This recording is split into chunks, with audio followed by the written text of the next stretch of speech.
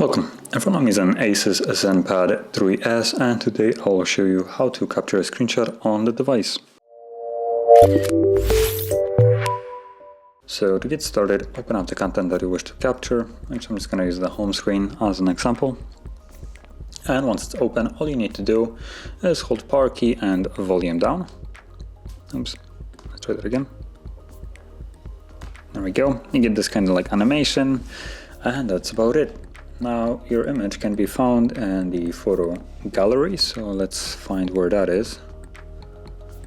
Not in here apparently. Gallery, there we go. You can see there is a screenshots folder. It's basically named screenshots.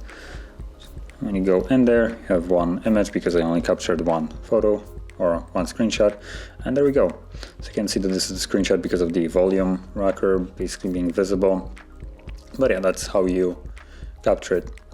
So if you found this very helpful, don't forget to hit like, subscribe, and thanks for watching.